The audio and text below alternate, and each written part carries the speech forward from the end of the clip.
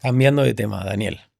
La inflación Sí. ha venido para quedarse, es un Claro. bien necesario, es el mejor amigo del político. No, primero, a ver, no es necesario para nada, ¿no? Y me aterra lo que se repite entre empresarios aparentemente liberales o entre personas aparentemente liberales, aquella idiocia de que un poco de inflación es buena. Una tontería, una tontería como la copa de un pino.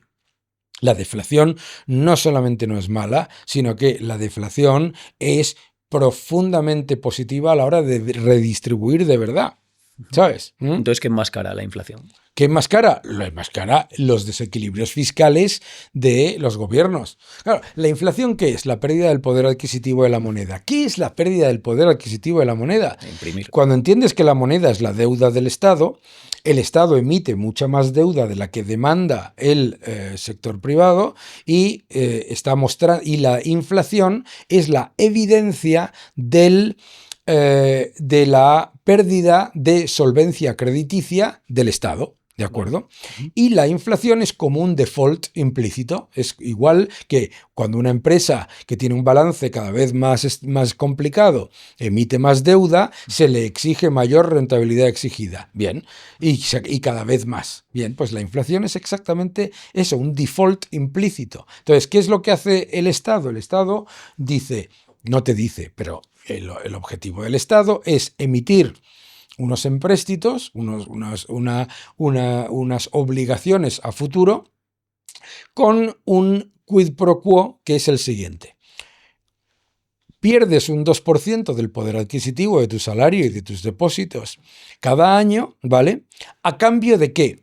De mucho más acceso a crédito, de mucho más acceso a empleo y por lo tanto, preferirás tener esa pérdida de poder adquisitivo porque te podrás comprar una casa más que antes no te podías comprar, etcétera, etcétera. Eso es liquidez, ¿vale? Emisión de deuda y eso es devaluación, ¿de acuerdo? Del poder adquisitivo de la misma. ¿Qué es lo que pasa? Que hay un punto, tras años y años y años de inflacionismo, en el que ese quid pro quo ha desaparecido. Los ciudadanos ven que sí, que pierden poder adquisitivo, pero no solamente no tienen mayor acceso a crédito, sino que aunque lo tengan les da igual porque el precio del bien que van a comprar se ha disparado mucho más. ¿Vale? Claro, porque la gente dice, no, hombre, Daniel, no había inflación en el 2008. No sé de que no había inflación, lo dirás tú. Pero vamos, porque la inflación se crea donde va el dinero. Y cuando tienes los precios de los inmuebles, los precios de los activos reales, etcétera, disparándose muy por encima de entonces lo que ocurre es que pasa de ser un proceso, ese proceso de lo que se llama el uso social del dinero, que dice Krugman, ¿no? El uso social del dinero, que es básicamente quitarte a ti lo que tú generas de riqueza para dárselo al gobierno. ¿Qué es lo que pasa? Que deja de generar ese uso social, ¿no? Entonces, ¿la inflación está aquí para quedarse? Sí. ¿Por qué? Porque, te decía antes, a mí no me preocupa la deuda emitida, esa ya está emitida. A mí me preocupa los compromisos adquiridos por los estados que no se han emitido todavía. El caso de España, un 500% del PIB. Caso de Francia, un 400%. Caso de Alemania, 300 y pico por ciento del PIB. ¿Eso qué significa? Que los ciudadanos, cuanto más le exigen al Estado que les dé, el Estado te lo da. Si es la gente debería leer el Fausto de Goethe, en el que Satán, ¿no? Mefistófeles, se le presenta al emperador que no puede pagar los salarios de los soldados y le dices que no tengo oro para pagarles y le dice, dales papelitos. Y es un éxito. Y entonces dice, claro, pero ahora tengo un problema porque a ver cómo pago ahora a la corte. Y dice, dale papelitos. Bueno, pues dales papelitos es muy cómodo para el Estado. Sí. Cualquier gobernante le exigen, oiga, yo quiero que me den muchas cosas gratis. Dice, no se preocupe, yo se las voy a dar. ¿Por qué? Porque se las estás dando en una moneda que le va a llevar a salarios reales más bajos, que le va a llevar a tener menor capacidad de ahorro y además, encima, cuando se lo des va a tener un valor pecuniario menor. Claro, la inflación es el mayor engaño generado por los estados contra sus propios ciudadanos. Y si está aquí para quedarse, ¿por qué los gobiernos cuando hablan de subida de salarios, subida de pensiones, no hacen referencia nunca a la inflación? Bueno, porque, vamos, es de libro. Claro, es de libro. Maduro salía, lo vi, estaba yo en Caracas y salió en la televisión y salía Maduro diciendo: hemos subido el salario mínimo un 55%. La inflación era del 10.000. ¿Entiendes? Claro, dice, hemos subido el salario mínimo. Entonces te presentas y había gente que hacía ¡sí! Se lo has bajado en términos reales, ¿de acuerdo? Es el engaño más fácil de todos. Es el engaño del Estado hacia el ciudadano que recibe el pago de su trabajo y de su esfuerzo en la moneda que emite el propio Estado. Es el mayor engaño. Por eso, claro, obviamente, vamos, dice, no, hemos subido el salario mínimo un 40%, da igual, ¿cuánto ha subido los precios de los alimentos? Un 50%, ¡bish! Ya está. Y además, ¿te lo he subido con qué? Endeudándome, por lo tanto, no te lo he subido, no solamente no te lo he subido en términos reales, es que te lo voy a seguir bajando en términos reales en el futuro. ¿Por qué la izquierda tacha de usureros a los empresarios, pese al fracaso del marxismo? No, porque la izquierda no busca el progreso, busca el control. Y los empresarios, los autónomos, la actividad privada va contra el objetivo de control. Cualquiera que entienda el marxismo entiende que no tiene el más mínimo interés en que a la gente le vaya bien. Porque la clase media es crítica, la clase media, si tiene libertad económica, libertad individual y tiene propiedad, ¿qué es lo que hace? Criticar a los gobiernos. Pensar. Claro. Entonces, la izquierda, por supuesto, siempre va a ir contra el que crea la riqueza, porque tiene que buscar. La izquierda funciona igual que una secta, con dos baremos constantes, ¿no? Dos principios constantes. El de incentivar la envidia y, por otro lado, el de hacer una promesa que nunca cumple.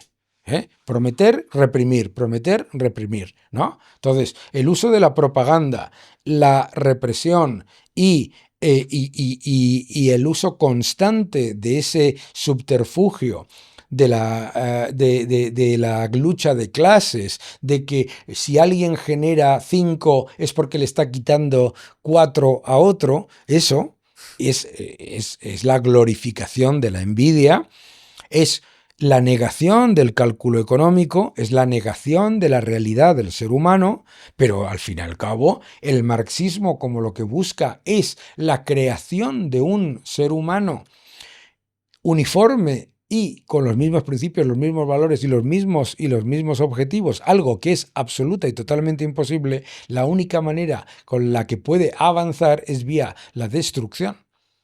El marxismo, el gramscismo, lo quieras llamar como quieras, son ideologías de destrucción en todos los sentidos. O sea, parten de la base de que la riqueza es una tarta estática que se tiene que repartir. La riqueza o se crea o se destruye.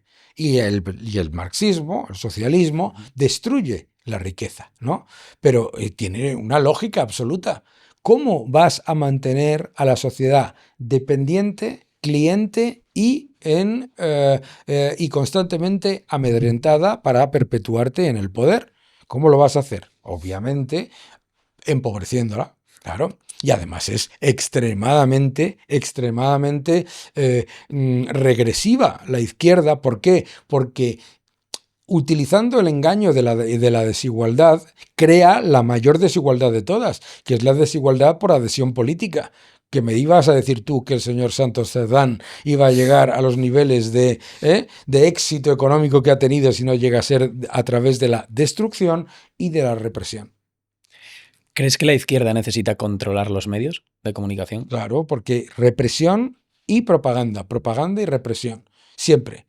Claro, y cuando hablamos de la izquierda, hablo del socialismo. Hablo porque muchas veces la gente dice, bueno, pero eso lo hace las dictaduras de derechas también. Estoy hablando, es que las dictaduras de derecha son socialismo. Socialismo, definición maravillosa, por otro lado, de mi queridísimo Jesús Huerta de Soto. Socialismo es cualquier agresión colectiva a la libertad empresarial, llevada de forma consistente, ¿no? Eso es socialismo. Entonces, el socialismo siempre necesita controlar los medios de comunicación, siempre necesita liderar la narrativa y siempre necesita la propaganda y la represión. Propaganda, censura, autocensura y represión. ¿Y cómo podríamos hacer para que la prensa que vive de ayudas públicas deje de hacerlo y tengan libertad? Bueno, ya está ocurriendo. La prensa ahora eres tú, soy yo. La prensa como la conocemos ha desaparecido, por eso le tienen tanto miedo a la tecnología, ¿no? Un medio de comunicación, a pesar de tener todas las ayudas públicas y todos los apoyos públicos que quiera, pone un titular falso, ¿no? Recuerdo un titular del medio oficial del socialismo español que decía: si eres una persona que gana 21.000 euros, eres rico, ¿no? Claro, tenías que ver las notas de la comunidad y los comentarios, ¿no? Entonces, está ocurriendo, la prensa ahora son los ciudadanos. Por eso las ideas de la libertad están creciendo tanto. Las ideas de la libertad están creciendo porque se ha roto ese, digamos, esa cadena de incentivos perversos que se generaba Estado, medios de comunicación tradicionales, entidades financieras tradicionales, ¿no? La descentralización genera ese enorme aumento, de esa enorme mejora en cuanto a lo que ellos llaman el riesgo de desinformación, es en realidad que ellos ya no controlan la desinformación, ¿sabes? Claro, que todo lo que han llamado desinformación, o la inmensa mayoría, resultó que era verdad, ¿sabes? Entonces, todo esto es la razón por la que soy optimista, claro. La educación tiene un fuerte componente keynesiano. Sí. ¿Crees que esto es deliberado? Hombre, claro, claro. ¿Quién da la inmensa mayoría de la educación? El Estado, ¿no? Pero aún así hay muchos económicos que por ese componente piensan que lo mejor es el crecimiento del Estado, ¿no? Bueno, pero sí, es lógico. Es que el mundo es una cuestión de incentivos y desincentivos. Si tú eres una persona que te has pasado tu vida en el mundo académico, sin estar en el mercado, sin estar en la empresa, sin crear riqueza, etcétera, etcétera, ¿qué es lo que suele ocurrir? Eres una persona muy informada y muy estudiada, pero que percibes una aparente injusticia, ¿no? El académico percibe la injusticia de que él o ella sabe mucho, pero no se le reconoce. ¿Quién se lo reconoce? El Estado. ¿Entiendes? El keynesianismo es la justificación más clara de esa perversión que se genera, no por mala intención, entre parte de la academia. Ojo, que la inmensa mayoría de la academia lo que es lo contrario. Lo que pasa es que también pasa que la repetición constante de los mantras, pues igual que pasa con las canciones del Hare Krishna, pues termina por quedarse, claro, los mantras, ¿no? Por ejemplo, se hace falta inflación para reducir el empleo. Idiotez. Curva de Phillips, ¿no? ¿Sabes? Hace falta, si el Estado no crece, entonces el sector privado no tiene reservas para crecer. Todo eso son cosas que son mantras creados por el propio Estado para perpetuarse, ¿vale? Pero también hay que reconocer ese valor increíble de una academia. Estamos aquí en un centro, ¿no? Esa academia en el sector privado, también en el sector público, aunque penalizada, que está luchando por las ideas de la libertad.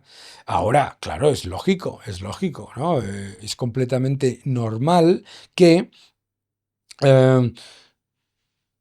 los economistas que se mueven alrededor del Estado quieran más Estado, normal. ¿Qué van a querer? ¿No? ¿Sabes? Obviamente, ¿no? Hablando de mantras, este mantra que se lleva ya, bueno, que ahora eres rico con 3.000 euros al mes, ¿qué intención tiene? O sea, ¿qué se Hombre, busca el de detrás de ello? hacer confortable la pobreza. Propaganda y represión. Siempre lo mismo. Propaganda. No, récord de empleo, nunca hemos estado mejor. España es el líder de crecimiento del mundo, ¿sabes? Y la gente dice, pues será verdad, si me lo están repitiendo todos los días, ¿sabes? Pero es que esto, propaganda y represión son los dos, digamos, las dos palancas de ese estatismo depredador. Y además, yo es que esto lo he vivido mucho, porque cuando yo era pequeño, yo vivía en Reino Unido, y cuando volvimos a España, me decían, "Uf, hay que ver el Reino Unido, porque aquello es horrible y me han dicho que tal y que cual". Y yo diciendo, yo me quiero volver, ¿sabes? Yo me quiero volver. Y yo iba a Estados Unidos en la época de Reagan y decían, joder, porque es que Reagan, que está loco, que va a llevar, ¿verdad? Que me han dicho que en Estados Unidos hay 200 millones de pobres. ¿What? ¿Sabes? ¿Me entiendes? Es que la gente se muere porque no se puede pagar una operación y esas cosas que se repiten, ¿no? Entonces, Bueno, eso se sigue diciendo a día de hoy. no, y se sigue diciendo, pero no, hombre, claro, y se seguirá diciendo. Igual que te cuentan que la sanidad en Cuba es la mejor sanidad del mundo. Ponte malo en Cuba, chaval, a menos que seas diplomático o extranjero. Pero todo eso es parte de eso, propaganda y represión. Eso lo hacen todos los regímenes intervencionistas y socialistas, ¿sabes? Lo hacen. ¿Por qué? Que te están intentando contar constantemente que estás en el mejor sitio posible y hablándote del enemigo exterior casualmente, que es donde está la libertad, ¿no? Dani, has hablado mucho del wokismo. ¿Qué ideas lo caracterizan? El wokismo es la introducción del pensamiento único socialista y esas ideas neomarxistas tomadas desde el siguiente punto de vista, que es el de adoptar y cooptar lo que son pues principios u objetivos que todos compartimos, el medio ambiente, la igualdad racial, el tratamiento, etcétera, para introducir el intervencionismo. Pero el wokismo tiene un elemento absolutamente esencial, que es el de la autocensura. ¿Vale? Es la introducción del totalitarismo y de un pensamiento único, pero un pensamiento único que está incluyendo una cancelación, un veto y una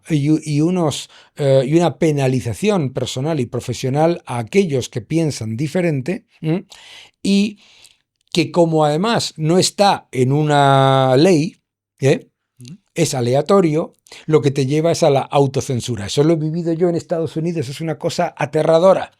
Pero la gente que nos está mirando ahora mismo, que piense en los últimos 7 días, número de veces en los que has pensado, voy a decir esto, y has dicho, casi mejor no. ¿Sabes? Sí. La introducción constante de la autocensura ante el miedo a la cancelación y el veto, y que eso tenga una penalización directa, personal y profesional. Eso es brutal. Brutal, que en el trabajo, tomándote unas cervezas con los amigos, no puedas hacer unos chistes o decir lo que te dé la gana, ¿entiendes? O decir lo que te dé la gana, dentro de unos niveles de respeto mínimos, obviamente. Eso es el wokismo. El wokismo es, y por eso es tan importante la utilización por parte de ese wokismo de la introducción constantemente de baremos culturales que destruyen los baremos históricos de la familia, la amistad, el progreso, la libertad individual, etcétera, etcétera, y a la vez ir forzando la autocensura, ¿sabes? Sí, para producir una división en la sociedad. Claro, Sí. primero es muy de libro. Te hago una víctima.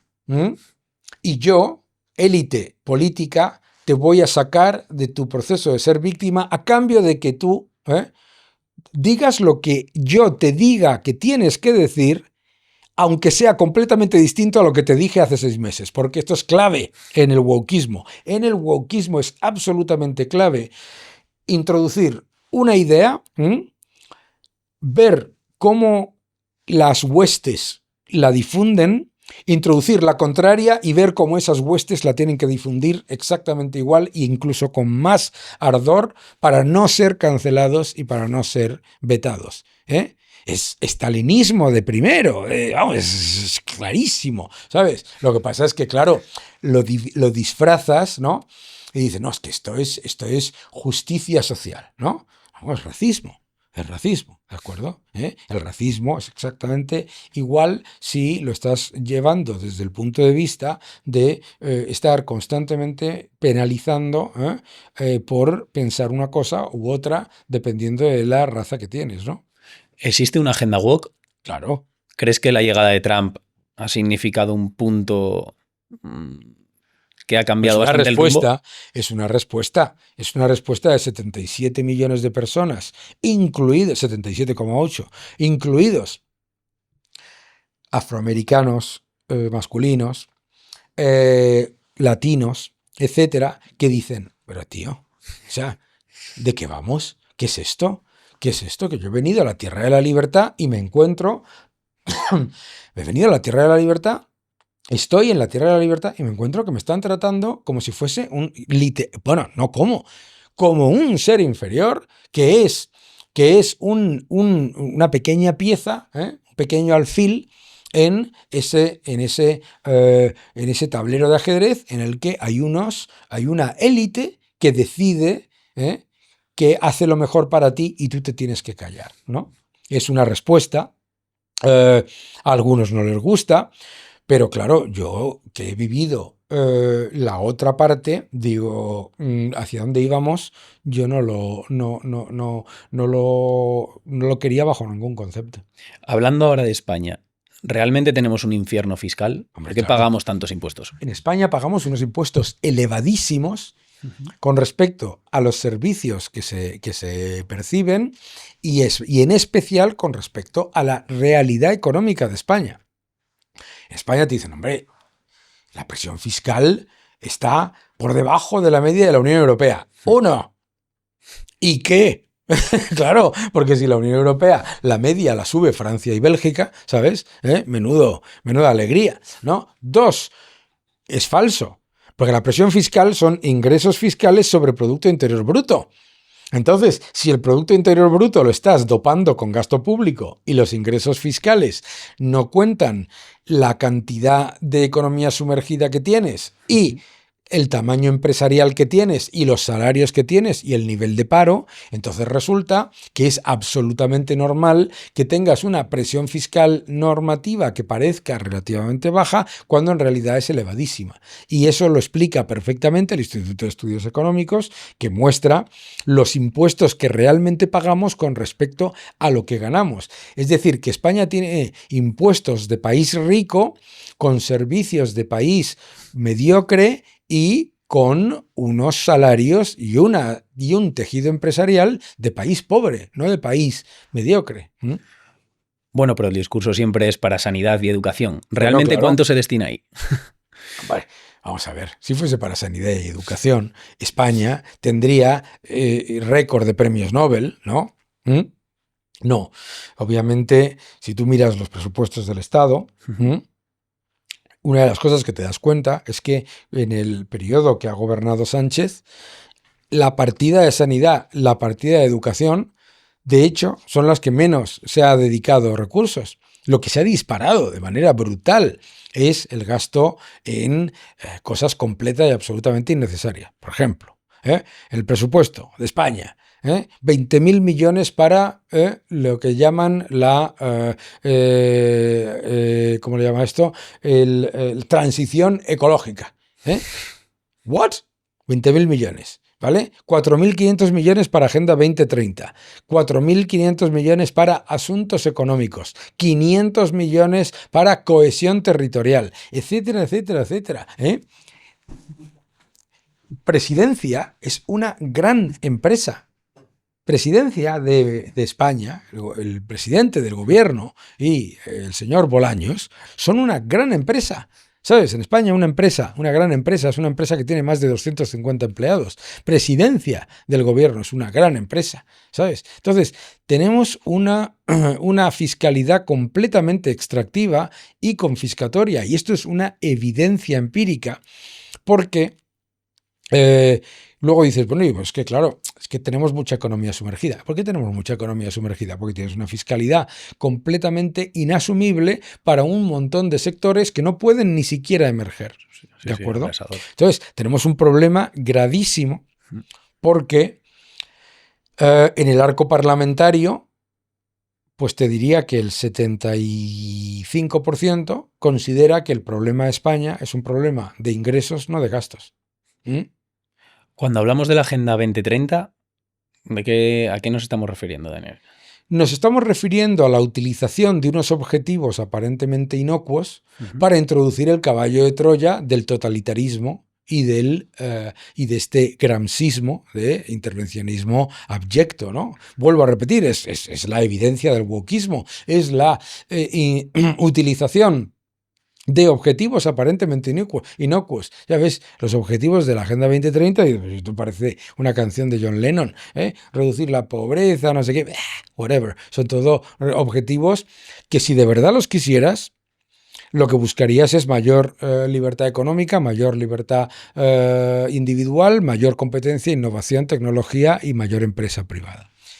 ¿Qué es lo que pasa? Que se utilizan esos objetivos aparentemente inocuos para meter el caballo de Troya del intervencionismo, ¿de acuerdo? Y del control social y del control de la acción humana en el día a día, ¿no? Si tú quieres mejorar el medio ambiente, lo que estarás encantado es de mejorar la inversión en tecnología para que consigamos crecer de manera mucho más sostenible y con utilización menor de materias primas, etcétera. No quitarle a la gente la posibilidad de ir a trabajar en su vehículo.